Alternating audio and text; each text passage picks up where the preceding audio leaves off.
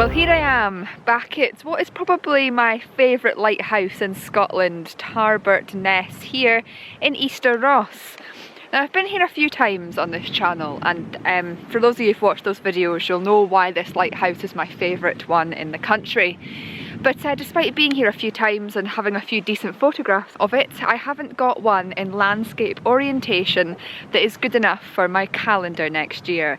And of course there's so many lighthouses here in Scotland and I don't have to have this one in my calendar, but as this is definitely one of my favourite lighthouses, I think it would mean a lot to me if I get a decent landscape shot of this for that calendar. So today is a lovely crisp autumnal day, only a few days to go until December, and I thought what a great way to spend the day but to come back up to the Highlands to photograph this beautiful lighthouse in the hope of getting a nice shot for that calendar. So that's my mission this afternoon. I'm not sure how it's going to go because at this side it's very clear, and at this side where the sun's due to set it's very cloudy, but fingers crossed we get some breaks in those clouds and some interest around the lighthouse and we get some decent photographs as the sun begins to set. Oh, I just love this place.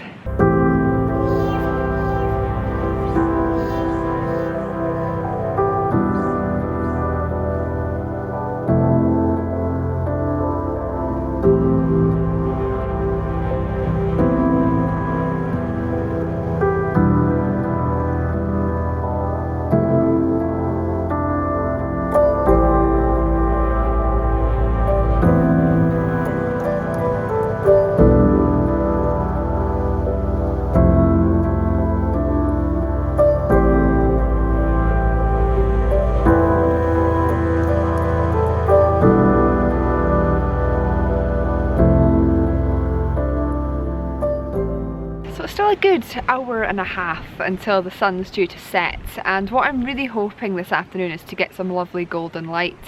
Now obviously an hour and a half, a lot can change in that time regarding the weather, but as we've been here for about half an hour now, the conditions and the clouds have changed dramatically.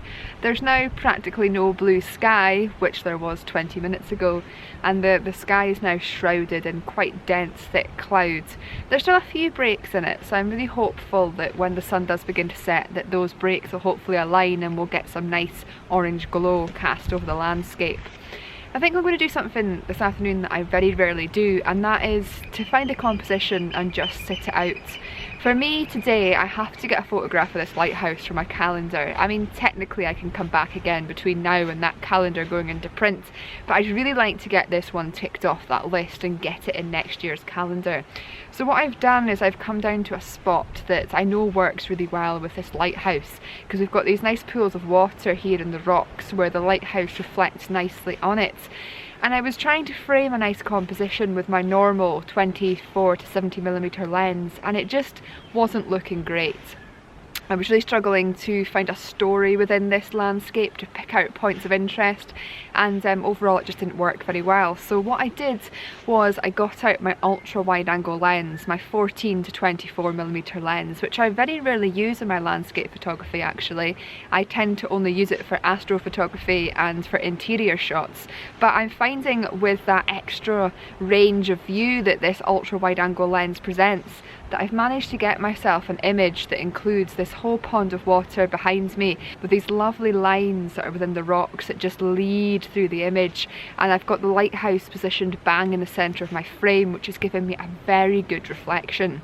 So I think I'm just going to sit it out because I really like this composition. It's very different to any of the images I've already got of lighthouses that are going to be in my calendar, and obviously I want a good diversity of images in this calendar. I don't want them all to look the same.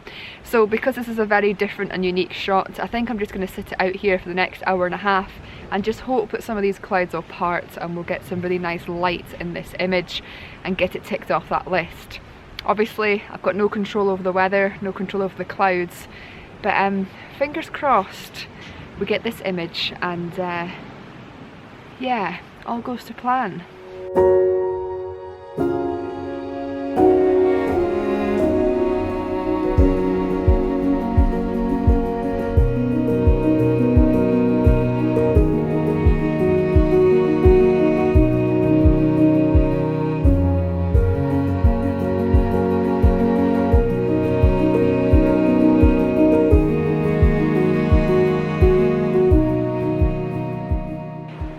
reached golden hour. Unfortunately, because of the clouds, we've not got much golden hour light, but what I am loving about this is just standing here by the sea on this lovely calm day and just watching the clouds as they're moving slowly through the sky, changing shape every few seconds, and all these breaks in the clouds that are appearing. And now that we're into golden hour, there's some of the edges of the clouds that are starting to light up a very light yellowy colour.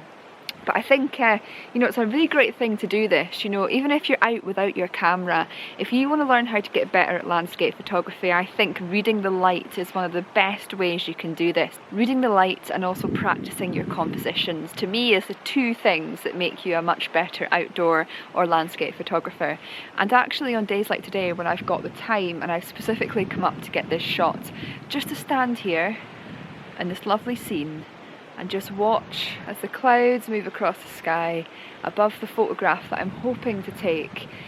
It's just, yeah, it's a really good way to just watch that light as it interacts and changes around you, and really help you learn sort of to slow down, to have patience, and to wait for hopefully that epic moment that's going to appear.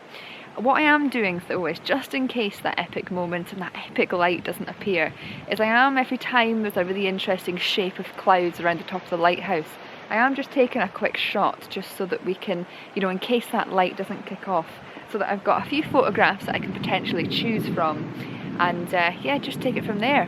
But yeah, it's such a good learning tool, just to slow down and just to watch the clouds moving around you.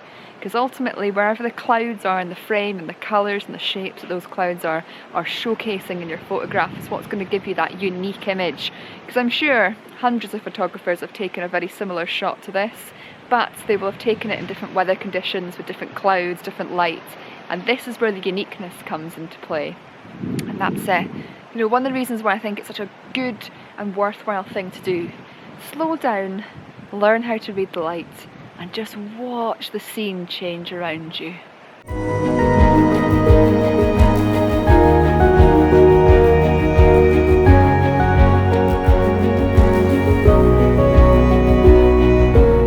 So I've moved. I know some of you will be super annoyed with me because I said I was going to stay in that same spot for the whole afternoon. However, one of the great things about that exercise I was on about a minute ago, about watching the clouds move across the landscape and how they're interacting and the different shapes they're creating within the landscape, it kind of teaches you where the best spot to be is to take photographs. And down where I was a minute ago, I think it's going to be great after sunset, when you hopefully have some of that really high up clouds being lit up lovely colours and reflecting on that pool of water. I then also think it might be quite a nice shot to take after that, when you get into twilight and the lighthouse begins to flash, because again you've got that opportunity for nice reflections with the flashing light on the top of the lighthouse, as well as some reflections on the pool itself. But I knew when I arrived here the best spot for golden light was going to be back at the same side the car park's on, which is where I've come to now. And as you can hopefully see, a lot of the cloud is starting to disperse again, and we're getting some really nice shapes and colours and textures within that cloud, and nice breaks where hopefully the sunlight is going to come through. And what I'm hoping to do is get some nice images at this side with a nice golden glow against the lighthouse itself, and then go back to that spot I was at a minute ago after sunset. Now that I've scouted it out, I've framed the exact composition I want, I know what the exact spot to go back to when that time comes, which means, like, preparation wise, I don't have to run around like a headless chicken when it comes.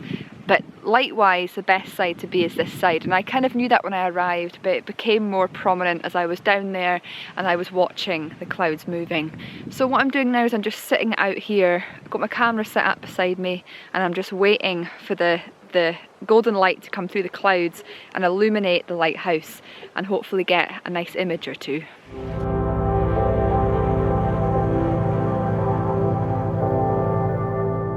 I'm so glad I moved and I kind of stuck to what I was thinking about the light. As you can see, the light behind me just now, we're starting to get that lovely orange glow. It's just beautiful. But what is really making this image is the clouds. And as I was saying earlier, just taking that time to step back and watch the clouds move across the sky as it's doing just now. We've got this lovely dark blanket of clouds here, which is illuminating nice purple colours. And then we've got the lovely wispy clouds at this side, which is just adding so much interest to this image. It's just beautiful. I really like this shot, and I think this is a really good contender for my calendar. If we don't get exceptional light this evening, this will probably be the photograph that ends up in my calendar. But if we get exceptional lights or some beautiful clouds lit up post sunset, then there'll be another photograph taken this evening that will make it in. But I'm going to share this beautiful photograph with you now, and I hope you can see that just by reading the light, taking the time to look at the clouds as they go across the sky, and working with those clouds can result in some really interesting images.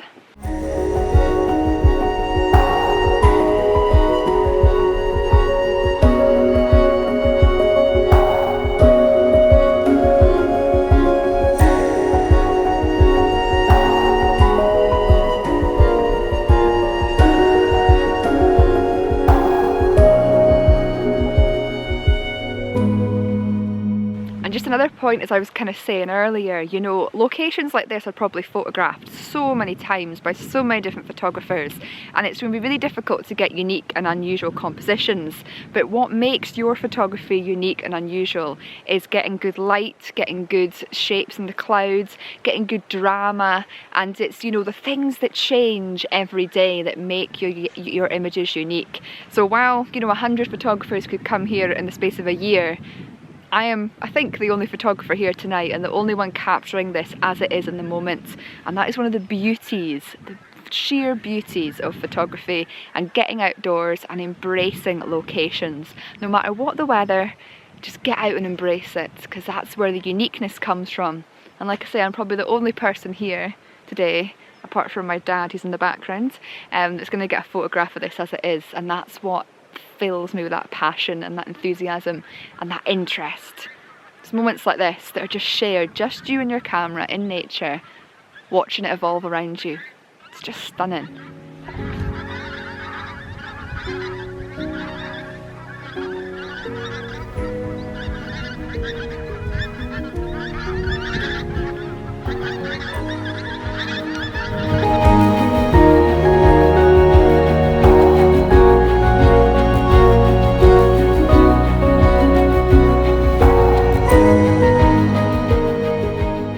I've got that nice golden hour shot that I spoke about a minute ago. I've come back here to that pool of water where I originally was, and I've recomposed the image that I originally wanted to shoot. Just now we've got that very intense glow that you get, you know, just before sunset, and just, you know, that after effect as well that's really blowing out the sky, as you can see here. But what I'm hoping is that in the next 20 minutes or so, that glow is going to become less intense, and we're hopefully still going to have some clouds on the horizon that are going to be hopefully lit up nice pinky purpley colours. That's the hope anyway, so fingers crossed that happens. It's just a case now of just sitting out for a little bit longer, immersing myself in the scene around me and just enjoying being out. It's such a lovely evening, or afternoon should I say. After all, as I always say, it's not all about the photography and the end product, it's about the whole experience of being out. And what a place to spend an afternoon.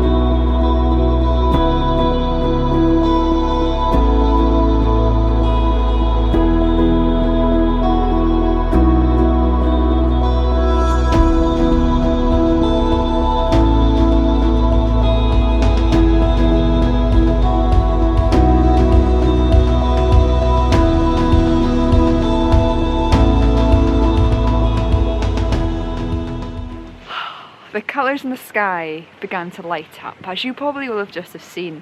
This beautiful pinky purpley colour, and I've probably already shown you the photographs as well. It just shows you how arriving at location early and scouting it out and working out what compositions you want to take, and taking that time to read the light as it changes as we get towards golden hour and then sunset itself, just how important it is to then reaping the results at the end, to getting that image that you want to get.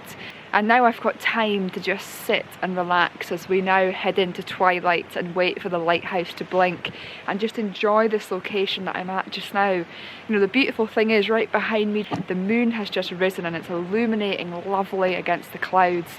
And then we've just got this stunning view behind us.